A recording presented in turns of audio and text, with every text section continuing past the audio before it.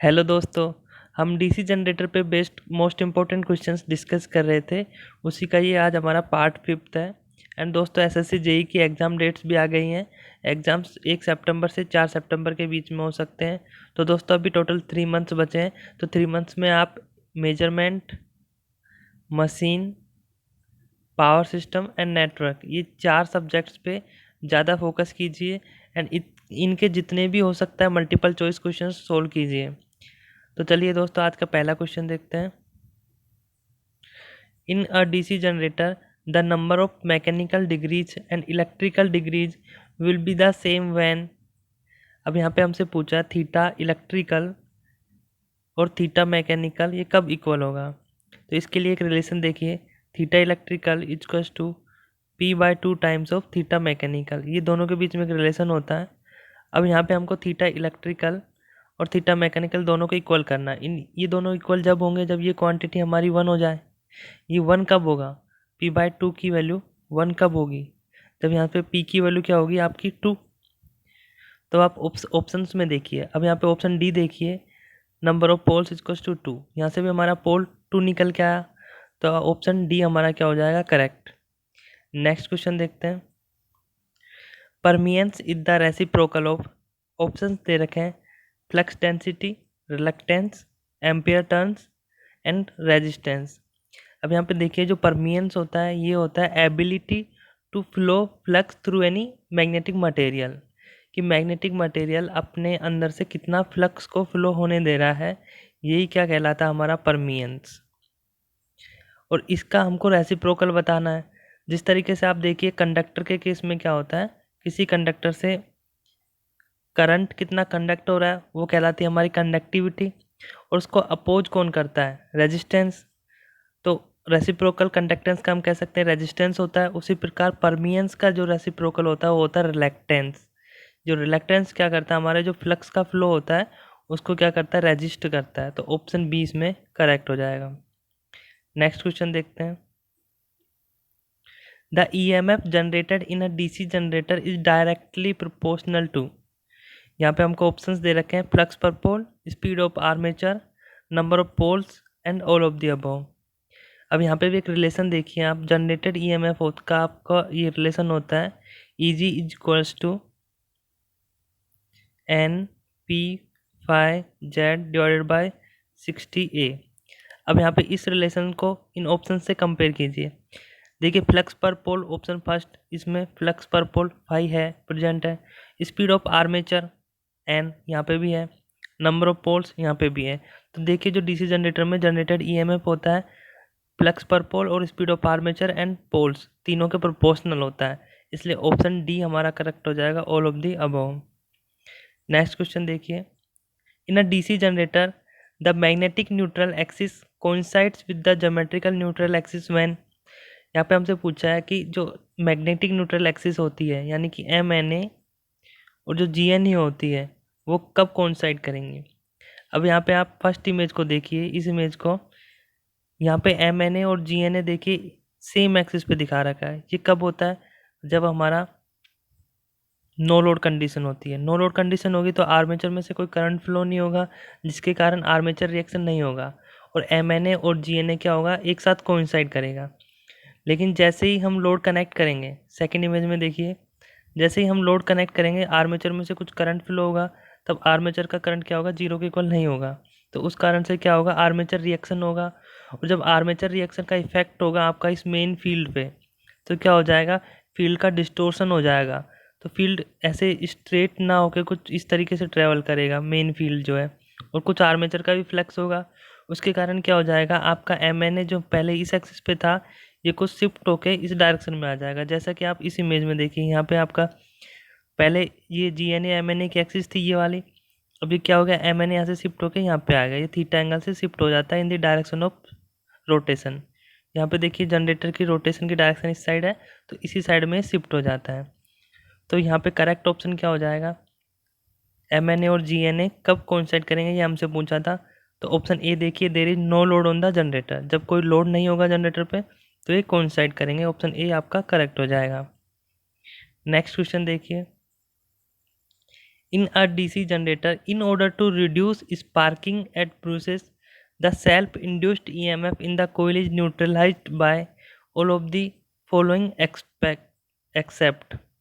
अब यहाँ पे देखिए डीसी जनरेटर में ब्रूसेस से स्पार्किंग रिड्यूस करने के लिए हम क्या करते हैं, जो सेल्फ इंड्यूस्ड ईएमएफ होता है कोयल में उसको न्यूट्रलाइज करते हैं। तो उसके कुछ मेथड होते हैं न्यूट्रलाइज करने के, तो यहाँ पे कुछ मेथड भी दिए हुए हैं और उनमें से एक एक ऑप्शन ऐसा दिया हुआ है जो कोई मेथड नहीं है, तो हमको वही पहचानना है। यहाँ पे मैंने इसको हाईलाइट कर रखा है, एक्सेप्ट यहाँ पे हाईलाइटेड इसलिए किया है क्योंकि यहाँ पे हमको जो ऑप्शन दिया है उनमें से ये बताना है कि कौन सा मेथड हम यूज में नहीं लेते हैं।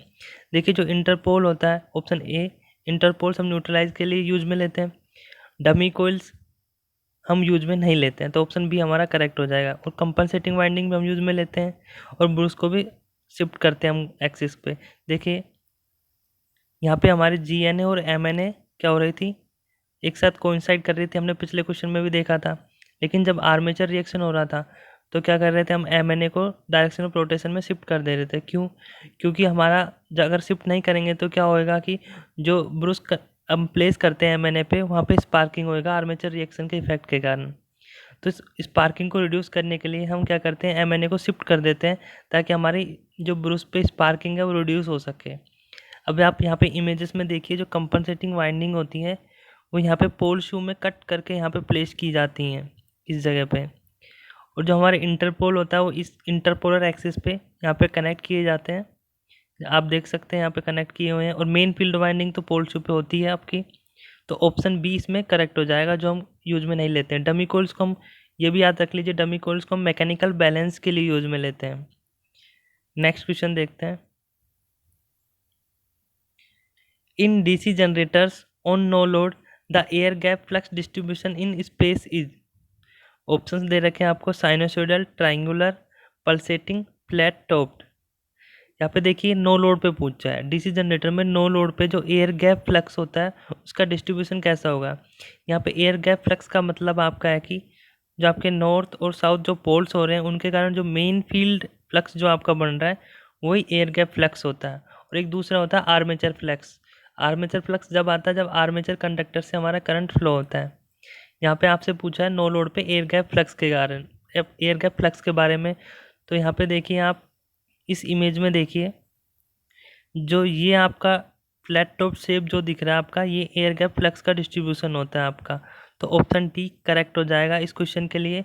और अगर आपसे पूछ लेता कि आर्मेचर फ्लक्स का कैसा डिस्ट्रीब्यूशन होता है, तो ये रेड लाइन से जो रिप्रेजेंटेड है ये है आपका आर्मेचर फ्लक्स का। तो आर्मेचर फ्लक्स पूछे आपको तो ट्राइंगुलर बताना, ऑप्शन बी। और आपसे पूछे एयर गैप फ्लक्स तो आपको फ्लैट टॉप्ड बताना है। नेक्स्ट क्वेश्चन देखते हैं। A shunt generator running at 1000 RPM has generated EMF as 200 volt. If the speed increases to 1200 RPM, the generated EMF will be nearly। यहाँ पे देखिए जब आपकी स्पीड N1 मान लेते हैं इसको, तब ये आपकी 1000 RPM थी, तो जनरेटेड EMF इसको EG1 मान लेते हैं, ये 200 वोल्ट था। और जब स्पीड N2 1200 RPM हो गई तो जनरेटेड EMF क्या होगा, यही हमको बताना है। देखिए इसमें एक रिलेशन होता है जी प्रोपोर्शनल टू 5 ओमेगा m, यानी कि जो स्पीड होती है हम कह सकते हैं ये जनरेटेड EMF और स्पीड एक दूसरे के प्रोपोर्शनल होते हैं। तो हम इसको ऐसा भी लिख सकते हैं EG2 divided by EG1 equals to N2 divided by N1। Values put कीजिए, EG2 हमको निकालना है, N2 बाई N1, N2 यहाँ पे 1200, N1 1000 इंटू EG1 की वैल्यू हमको 200 दी हुई है। अब यहाँ से कैंसिल हो जाएगा, ये 0 से 0 चला गया, तो आपका 120 इंटू 2 यानी कि 240 आपका इसमें आंसर आ जाएगा। तो ऑप्शन सी आपका करेक्ट हो जाएगा। नेक्स्ट क्वेश्चन देखते हैं। In a shunt generator the voltage buildup is generally restricted by, options हैं speed limitation, armature heating, insulation restrictions, saturation of iron. देखिए शंट जनरेशन में क्या होता है, वोल्टेज बिल्डअप प्रोसेस के दौरान जो जनरेटेड ईएमएफ है वो एक पॉइंट तक ही जनरेट होता है, उसके बाद क्या होता है वो कांस्टेंट हो जाता है। रेस्ट्रिक्ट हो जाता है। तो हमसे यही पूछा है कि वो किस कारण से रेस्ट्रिक्ट होता है, किस कारण से नहीं बढ़ता है एक पॉइंट के बाद। तो देखिए ये इमेज देखिए, ये जो ग्राफ है आर्मेचर वोल्टेज ई है और फील्ड करंट आई एफ के बीच में शो किया हुआ है। ये मैग्नेटाइजेशन कर्व है आपका। आप देखिए जब फील्ड करंट आपका मिनिमम है तो आपका आर्मेचर वोल्टेज भी मिनिमम है। जैसे जैसे आप फील्ड करंट इंक्रीज करोगे आर्मेचर वोल्टेज भी इंक्रीज होता जाएगा। लेकिन एक पॉइंट यहाँ पे ऐसा आएगा, ये वाला पॉइंट, इसके बाद जब आप फील्ड करंट को इंक्रीज करोगे तो भी आर्मेचर वोल्टेज इंक्रीज नहीं होगा। ये इस पॉइंट पे जाके क्या हो जाएगा, सैचुरेट हो जाएगा, कांस्टेंट हो जाएगा। ये किसके कारण होएगा, ये आपके सैचुरेशन ऑफ आयरन के कारण होता है। आयरन क्या होता है, एक पॉइंट के बाद सैचुरेट हो जाता है, उसमें जो फ्लक्स प्रोड्यूस होता है, यानी कि जब फील्ड करंट इंक्रीज होएगा तो फ्लक्स भी इंक्रीज होएगा। जो फ्लक्स क्या कर देगा, सैचुरेट हो जाएगा एक पॉइंट के बाद, उसके बाद इंक्रीज कितना ही कर लो फ्लक्स को, आयरन सैचुरेशन के कारण क्या हो जाएगा, आपका जनरेटेड वोल्टेज इंक्रीज नहीं होगा। तो ऑप्शन डी करेक्ट हो जाएगा। नेक्स्ट क्वेश्चन देखते हैं। If a DC generator fails to build up the probable cause could not be. अब देखिए यहाँ पे जो डीसी जनरेटर है अगर वो फेल कर देता है बिल्डअप करना, तो उसमें से हमको बताना है कि कोज कौन सा नहीं है। ये चार ऑप्शन दिए हुए हैं हमको, इनमें क्या कर रखा है, कोज दे रखा है आपको, वह वो कारण दे रखे हैं जिनके कारण आपका वोल्टेज बिल्डअप प्रोसेस फेल हो जाता है। अब हमको इन ऑप्शंस में से वो ऑप्शन ढूंढना है जो कारण नहीं है, इसलिए क्वेश्चन इंपॉर्टेंट है और इसी को मैंने थोड़ा यहाँ पे हाईलाइट किया हुआ है क्योंकि क्वेश्चन थोड़ा कंफ्यूजिंग है, तो ध्यान से इसको समझना है। प्रोबेबल कोज कुड नॉट भी पूछा है इसमें। तो देखिए पहला ऑप्शन है इम्परफेक्ट ब्रूस कॉन्टैक्ट, ये बिल्कुल सही है। ये एक रीज़न है वोल्टेज बिल्डअप प्रोसेस का फेल होने का। फील्ड, इसको बाद में देखते हैं ऑप्शन बी को। सी देखिए पहले, no residual magnetism in the generator, अगर जनरेटर में रेसिडुअल मैग्नेटिज्म ही नहीं होगा तो वोल्टेज बिल्डअप प्रोसेस स्टार्ट ही नहीं होगा, तो ये भी एक रीज़न है। Faulty shunt connections tending to reduce the residual magnetism, देखिए अगर शंट कनेक्शंस यानी फील्ड वाइंडिंग के कनेक्शंस को हम उल्टा कनेक्ट कर देते हैं, गलत तरीके से कनेक्ट करते हैं, तो भी वोल्टेज बिल्डअप प्रोसेस हमारा क्या हो जाएगा, स्टॉप हो जाएगा, तो ये भी एक रीज़न है। अब ऑप्शन बी देखिए आप, field resistance less than critical resistance, ये क्या है, रीज़न नहीं है वोल्टेज बिल्डअप प्रोसेस के फेल होने का, तो ऑप्शन बी इसमें करेक्ट हो जाएगा। देखिए वोल्टेज बिल्डअप प्रोसेस फेल होता ना, तो ऑप्शन बी में क्या होता है, आपका जो आपका फील्ड रेजिस्टेंस है अगर वो क्रिटिकल रेजिस्टेंस आरसी से ज़्यादा हो जाता तो आपका वोल्टेज बिल्डअप प्रोसेस फेल हो जाता। लेकिन इसमें क्या दिया हुआ हमको, field resistance less than critical resistance, तो ऑप्शन बी करेक्ट हो जाएगा इसके लिए। यहाँ पे एक पॉइंट और याद रख लीजिए आप कि वोल्टेज बिल्डअप प्रोसेस सेटिस्फाई होने के लिए हमारा जो क्रिटिकल स्पीड होती है एनसी, उससे ज़्यादा होनी चाहिए हमारी स्पीड, एक तो ये होना चाहिए। दूसरा, जो हमारा फील्ड वाइंडिंग का रेजिस्टेंस होता है वो क्रिटिकल रेजिस्टेंस से कम होना चाहिए। ध्यान दीजिए रेजिस्टेंस कम होना चाहिए क्रिटिकल रेजिस्टेंस से, और स्पीड क्या होनी चाहिए, ज़्यादा होनी चाहिए। ठीक है, नेक्स्ट क्वेश्चन देखते हैं। Flashing the field of DC generator means, options दे रखे हैं आपको, neutralizing residual magnetism, creating residual magnetism by a DC source, making the magnetic lines of force parallel, increasing flux density by adding extra turns of winding on poles. देखिए जो flashing है यहाँ पे इसका मतलब है कि जो अपनी फील्ड वाइंडिंग है उसमें रेसिडुअल मैग्नेटिज्म क्रिएट करना एक डीसी सप्लाई के द्वारा, तो ऑप्शन बी जो इसमें लिखा हुआ है creating residual magnetism by DC source, ये करेक्ट हो जाएगा। नेक्स्ट क्वेश्चन देखिए, the EMF induced in the armature of a shunt generator is 600 volt. The armature resistance is 0.1 ohm. If the armature current is 200 ampere, the terminal voltage will be, अब देखिए यहाँ पे आपको ये जो 600 वोल्टेज है ये इंड्यूस्ड EMF दिया हुआ है और आर्मेचर रेजिस्टेंस आपको दिया हुआ है 0.1 ओम, और आपका आर्मेचर करंट दिया हुआ है आपको 200 एम्पियर। अब यहाँ पे देखिए आपको दिया हुआ जनरेटर, और जनरेटर के लिए इक्वेशन क्या होती है आपका, E A equals to V plus I A R A, हमको निकालना टर्मिनल वोल्टेज वी, तो वी क्या हो जाएगा आपका E A minus I A R ए। अब आपका ई ए दिया आपको 600 माइनस आई ए आपको 200 है और आर है आपका 0.1 है। इसको आप सोल्व कीजिए, ये आ जाएगा आपका 580 वोल्ट। तो ऑप्शन डी करेक्ट हो जाएगा। नेक्स्ट क्वेश्चन देखिए, in a DC generator the critical resistance refers to the resistance of. अभी हमने ये पिछले क्वेश्चन में भी देखा था कि क्रिटिकल रेजिस्टेंस क्या होता है। तो देखिए जो क्रिटिकल रेजिस्टेंस होता है वो रेफर करता है आपकी फील्ड वाइंडिंग का जो रेजिस्टेंस होता है उसको। तो ऑप्शन इसमें बी करेक्ट हो जाएगा। और हमने देखा था कि वोल्टेज बिल्डअप प्रोसेस सक्सेसफुल होने के लिए जो क्रिटिकल रेजिस्टेंस से आपका जो फील्ड रेजिस्टेंस है वो कम होना चाहिए। नेक्स्ट क्वेश्चन देखते हैं, armature coil is short circuited by brushes when it lies. Options है along neutral axis, along field axis, in any of the above positions, in none of the above positions. देखिए हमसे बोला है कि armature coil कहाँ पे लाई करती है शॉर्ट सर्किट कंडीशन में। देखिए ये नॉर्थ है, ये साउथ है, ये आपका आर्मेचर है, ये आपकी इंटरपोलर एक्सिस होती है, या फिर इसी को आप क्या कहते हैं MNA और GNA, ज्योमेट्रिकल न्यूट्रल एक्सिस, जब हमारा नो लोड की कंडीशन हो। और यहाँ पे आपकी फील्ड एक्सिस होती है।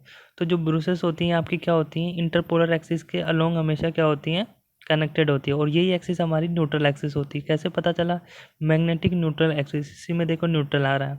तो ऑप्शन क्या हो जाएगा आपका A, along neutral axis. Next question है, a cumulatively compound long shunt generator when operating as a motor would be. देखिए हमको दिया हुआ है cumulatively compound long shunt generator. तो सबसे पहले इसको ड्रॉ कर लेते हैं।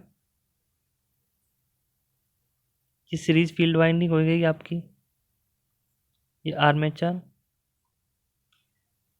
यहाँ से आपका टर्मिनल वोल्टेज, लॉन्ग शंट दिया हुआ है तो आपके कनेक्शंस यहाँ से होंगे फील्ड वाइंडिंग के। अब देखिए हमसे बोला हुआ है पहले क्या है, लॉन्ग शंट जनरेटर है। अगर जनरेटर है तो करंट हमको आ रहा है इधर से फ्लो होगा आर्मेचर करंट, और फील्ड करंट की डायरेक्शन ये होगी। अब देखिए और यहाँ से क्या होगा, जनरेटर के केस में ये करंट आउटपुट में देगा ये IL। अब हमको बोला अगर इसको मोटर की तरह ऑपरेट करवाना है तो मोटर के केस में क्या होगा, देखिए आप, ये आपका फील्ड वाइंडिंग हो गया। तो फील्ड वाइंडिंग करंट की तो डायरेक्शन सेम रहेगी। अब मोटर की तरह ऑपरेट कर रहा है तो सप्लाई ले रहा होगा ये, तो IL यहाँ से आ जाएगा और आर्मेचर करंट की डायरेक्शन की आपकी अपोजिट हो जाएगी।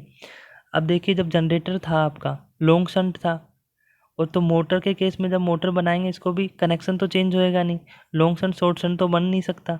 तो ऑप्शन सी और ऑप्शन डी तो ऐसे ही गलत हो जाएंगे, इनमें शॉर्ट शंट दिया हुआ है। दूसरा अब बचे ए और बी। अब देखिए यहाँ पे जो फील्ड वाइंडिंग और जो आर्मेचर वाइंडिंग है दोनों का जो फ्लक्स है φSH फील्ड वाइंडिंग का, और इस सीरीज वाइंडिंग का φSE एक दूसरे को सपोर्ट कर रहा है। तो ये दोनों एडिशन में होते हैं कम्युलेटिवली कंपाउंड में। लेकिन अब क्या हुआ, जब हमने मोटर बनाया है इसको तो फील्ड वाइंडिंग में तो करंट की डायरेक्शन सेम है, लेकिन आर्मेचर करंट की डायरेक्शन देखो आप, ये क्या हो गई, ये चेंज हो गई। यानी कि जो फील्ड फ्लक्स जो होगा आपका वो तो ऐसा कैसा रहेगा φSH, और जो आपका सीरीज फ्लक्स है वो अपोजिट डायरेक्शन में आ रहा है इसलिए माइनस आ जाएगा φSE। तो ये क्या बन जाएगा, कम्युलेटिवली से डिफरेंशियली बन जाएगा। तो ऑप्शन बी करेक्ट हो जाएगा आपका, differentially compound long shunt.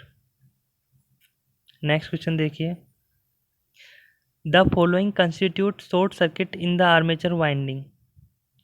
Short circuit की कुछ कंडीशंस दे रखी हैं, उनमें से करेक्ट हमको बतानी है। देखिए ये दे रखा है आपको option, insulation failure between two commutator bars, बिल्कुल सही है। अगर इंसुलेशन फेलियर होगा तो शॉर्ट सर्किट कंडीशन आ जाएगी। Insulation failure between two turns of coil, ये भी सही है। Two of more turns of the same coil getting grounded, अगर दो या दो से ज़्यादा टर्न्स भी ग्राउंड हो जाएंगे तो भी शॉर्ट सर्किट की कंडीशन अगर हो जाएगी। तो ऑप्शन डी इसमें हमारा करेक्ट हो जाएगा। नेक्स्ट क्वेश्चन देखिए, the rapid wear of brushes takes place due to. देखिए हमसे पूछा है कि ब्रूसेस के जल्दी ख़राब होने का कारण क्या है। ऑप्शंस कुछ दे रखे हैं। पहला ऑप्शन है एब्रेशन फ्रॉम डस्ट, इसका मतलब है कि डस्ट के कारण जो फ्रिक्शन प्रोड्यूस होता है एक वो रीजन, तो बिल्कुल सही है। एक्सेसिव स्प्रिंग प्रेशर, ये भी सही है, अगर ज़्यादा प्रेशर लगेगा हमारे स्प्रिंग पे तो ये भी ख़राब हो जाएगा ब्रूस। ऑप्शन सी दे रखा है रफ कम्यूटेशन बार, ये भी सही है। तो ऑप्शन डी हमारा इसमें करेक्ट हो जाएगा, सारे के सारे ऑप्शन सही हैं। नेक्स्ट क्वेश्चन है, in any DC machine that part which houses the conductors and in which EMF induced is to be utilized is called। देखिए हमसे पूछा है वो कौन सा पार्ट होता है डीसी मशीन का जिसपे हमारे आर्मेचर कंडक्टर्स होते हैं एंड EMF जो इंड्यूस होता है वो उसी कंडक्टर्स में होता है। तो ये होता है हमारा आर्मेचर। आर्मेचर पे हम कंडक्टर्स प्लेस करते हैं और इसी में क्या होता है हमारा EMF इंड्यूस्ड होता है। तो ऑप्शन डी करेक्ट हो जाएगा। नेक्स्ट क्वेश्चन है, in a DC machine stray loss is the sum of. देखिए जो स्ट्रे लॉसेस होते हैं ये सम होता है आपका आयरन लॉस या मैकेनिकल लॉस। आयरन लॉस और मैकेनिकल लॉस का ये सम होता है। तो ऑप्शन डी आपका करेक्ट हो जाएगा, iron loss and mechanical loss. Next question है, lap winding is composed of. हमसे पूछा लैप वाइंडिंग किसकी बनी हुई है। तो देखिए लैप वाइंडिंग में जो पैरेलल पाथ्स होते हैं वो पोल्स के इक्वल होते हैं, ए इक्वल्स टू पी। इसको याद करने का तरीका भी है, लैप में ए और पी आता है तो आप यहाँ से याद कर सकते हैं लैप वाइंडिंग में पैरेलल पाथ पोल्स के इक्वल होते हैं। अब देखिए जो हमारे पोल्स होते हैं वो हमेशा क्या होते हैं, पेयर्स में एग्जिस्ट करते हैं। सिंगल पोल कभी भी एग्जिस्ट नहीं कर सकता। तो पोल जो होंगे हमारे इवन नंबर्स में एग्जिस्ट करेंगे हमेशा, 2 के मल्टीपल में। तो अब ऑप्शंस देखिए, और लैप वाइंडिंग में अगर हमको बनाना है, लैप वाइंडिंग को बनाना है तो जो पैरेलल पाथ होते हैं वो पोल्स के ही इक्वल होने चाहिए। अब आप ऑप्शंस देखिए, any even number of conductors, पहला ऑप्शन ही करेक्ट होगा हमारे यहाँ पे। लेफ्ट वाइंडिंग कंपोज्ड होता है इवन नंबर ऑफ कंडक्टर्स से। इसमें कभी भी ओड कंडक्टर्स हम यूज नहीं कर सकते। क्यों? क्योंकि हमारे पोल्स जो हैं कभी भी सिंगल पोल एग्जिस्ट नहीं कर सकता। 3 पोल कभी भी एग्जिस्ट नहीं कर सकता। हमारे 4 पोल होंगे या 6 पोल होंगे या 8 पोल होंगे, इस तरीके से। और हमको उतने ही पैरेलल पाथ चाहिए जितने पोल्स हैं। तो इसलिए ऑप्शन ए करेक्ट हो जाएगा, any even number of conductors. Next question है, in a DC generator in case the resistance of the field winding is increased then output voltage will. अब यहाँ पे देखिए जो आपका जनरेटर ईएमएफ होता है वो होता है K∅N। अब हमसे यहाँ पे बोला है अगर जो फील्ड का रेजिस्टेंस है RF अगर मैं उसको इंक्रीज़ कर देता हूँ तो देखिए अगर फील्ड रेजिस्टेंस अगर इंक्रीज़ हो रहा है यानी कि आपका फील्ड करंट क्या हो रहा होगा, डिक्रीज़ हो रहा होगा। अगर फील्ड करंट डिक्रीज़ हो रहा है यानी कि फील्ड फ्लक्स है वो भी क्या हो रहा होगा, डिक्रीज़ हो रहा होगा। अब यहाँ पे देखिए अगर ये फ्लक्स ही डिक्रीज़ हो रहा है तो क्या होगा, आपका जनरेटेड ईएमएफ भी क्या हो जाएगा, डिक्रीज़ हो जाएगा। तो आउटपुट वोल्टेज क्या होगा, आपका आंसर बी हो जाएगा, डिक्रीज। नेक्स्ट क्वेश्चन देखिए, an exciter for a turbo generator is a. Options हैं separately excited generator, shunt generator, series generator, compound generator.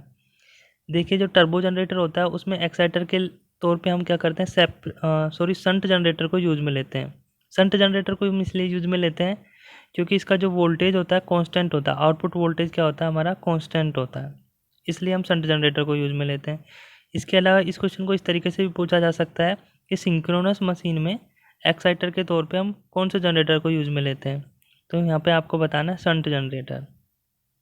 Next question देखते हैं, which of the following generator will have negligible terminal voltage while running on no load.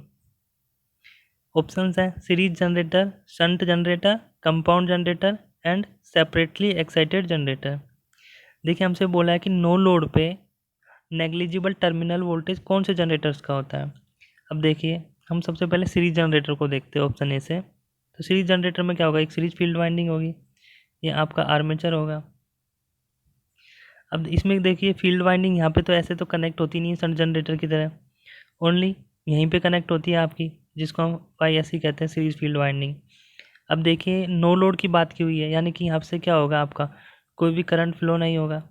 अब जब कोई current flow ही नहीं हो रहा है, जब करंट की वैल्यू यहाँ से 0 हो रही है, अगर इधर से करंट 0 फ्लो हो रहा है तो आपका जो फ्लक्स है वो भी क्या होगा, नेग्लिजिबली 0 ही होगा। अगर फ्लक्स ही नेग्लिजिबल 0 है तो आपका जो इंड्यूस्ड EMF है वो भी 0 होगा, नेग्लिजिबल। तो आपका टर्मिनल वोल्टेज भी क्या होगा, नेग्लिजिबली स्मॉल होगा, बहुत ज़्यादा। तो ऑप्शन ए ही करेक्ट हो जाएगा उसमें, सीरीज जनरेटर। शंट जनरेटर में तो नेग्लिजिबली स्मॉल नहीं हो सकता, क्योंकि उसमें अगर नो लोड की कंडीशन होगी तो फील्ड वाइंडिंग में क्या होगा, रेसिडुअल मैग्नेटिज्म होगा। ठीक है, ऑप्शन ए करेक्ट हो जाएगा यहाँ पे आपका। नेक्स्ट क्वेश्चन देखते हैं। In over compound generator full load terminal voltage is, options हैं almost zero, less than no load terminal voltage, more than no load terminal voltage, equal to no load terminal voltage.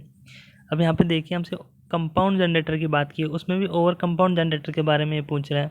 तो देखिए compound generator जो आपका होता है वो 3 types का होता है।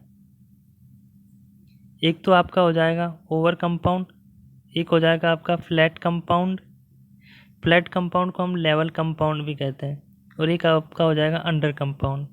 जो आपका ओवर कंपाउंड होता है उसमें क्या होता है, जो टर्मिनल वोल्टेज होता है आपका वो क्या होता है, आपका ज़्यादा होता है नो लोड टर्मिनल वोल्टेज से।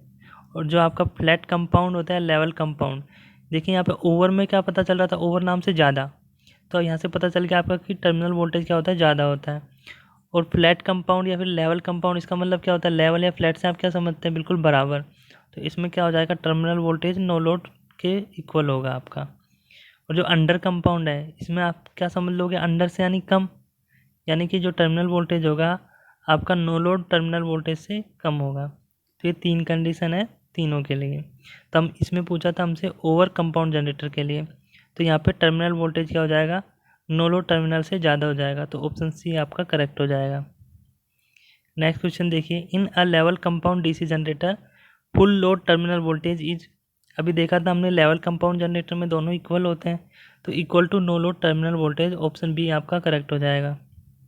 नेक्स्ट क्वेश्चन है, in DC generator the polarity of interpoles, options दे रखे हैं आपको ए बी सी डी। इनमें देखिए सबसे पहले इसको देख लेते हैं हम। जो इंटरपोल होते हैं इस एक्सिस पे कनेक्ट होते हैं आपके, इंटरपोलर एक्सिस पे। ये फील्ड एक्सिस है आपकी और ये इंटरपोलर एक्सिस है आपकी। तो इंटरपोल्स हम क्या करते हैं, आर्मेचर रिएक्शन को न्यूट्रलाइज करने के लिए यूज में लेते हैं। और जो इनकी जो पोलरिटी होती है ये क्या होती है, जनरेटर के यहाँ पे हमसे पूछा है, तो जो जनरेटर की डायरेक्शन ऑफ रोटेशन जो ये होती है, इसी में जो पोल जिस डायरेक्शन में रोटेट हो रहे हैं उस डायरेक्शन में जो पहला पोल आ रहा है उसी की पोलरिटी इंटरपोल की पोलरिटी बन जाती है। यानी कि ये मेन पोल है आपका, इसकी जो पोलरिटी होगी वही पोलरिटी आपकी इस इंटरपोल की पोलरिटी होगी। तो अब ऑप्शंस देखिए, पहला ऑप्शन है is the same as that of main pole ahead, तो ऑप्शन ए ही करेक्ट हो जाएगा। अहेड का मीन्स ये है कि जिस डायरेक्शन में हम रोटेट कर रहे हैं उस डायरेक्शन में जो पहला पोल आ रहा है उसी की जैसी सेम पोलरिटी होना, तो ऑप्शन ए यहाँ पे करेक्ट हो जाएगा। नेक्स्ट क्वेश्चन है, the terminal voltage of a DC shunt generator drops on load because of all of the following reasons except. अब देखिए यहाँ पे जो टर्मिनल वोल्टेज होता है डीसी शंट जनरेटर का, ये ग्राफ देखिए आप, ये आपका टर्मिनल वोल्टेज और यहाँ पे आपका आर्मेचर करंट। देखिए वैसे तो टर्मिनल शंट जनरेटर का हम कहते हैं कि जो वोल्टेज होता है ऑलमोस्ट कांस्टेंट होता है, लेकिन ये क्या करता है, ड्रॉप हो जाता है किसी किसी रीजन्स के वजह से। उसमें से हमको उस ऑप्शंस में कुछ रीजन्स दिए हुए हैं और हमको इन ऑप्शंस में से वो रीजन ढूंढना है जिसके कारण ये ड्रॉप नहीं होता। देखिए आर्मेचर रिएक्शन, दूसरा है आर्मेचर रिएक्शन ड्रॉप, तीसरा है field weakening due to armature reaction and armature, last दिया हुआ है कम्यूटेशन। वैसे भी देखते ही आप बता सकते हैं कि कम्यूटेशन का इसमें कोई रोल नहीं है। आर्मेचर रिएक्शन के भी कारण भी थोड़ा सा वोल्टेज ड्रॉप होता है, ऐसे ही आर्मेचर रेजिस्टेंस के कारण भी होता है और फील्ड वीकनिंग के कारण भी होता है। तो आपने देखा होगा आर्मेचर इसका शंट जनरेटर का जो आपका फाइनल ग्राफ बनता है कुछ इस टाइप का होता है, ड्रूपिंग कैरेक्टरिस्टिक्स होते हैं इसके। तो इस क्वेश्चन का ऑप्शन डी करेक्ट हो गया था। नेक्स्ट देखते हैं दोस्तों, इस क्वेश्चन का आंसर आपको कमेंट बॉक्स में देना है। क्वेश्चन है, a DC generator can be considered as, options दे रखे हैं आपको, rectifier, prime mover, rotating amplifier, power pump. तो आपको बताना है कि डीसी जनरेटर को हम किस तरीके से कंसीडर कर सकते हैं।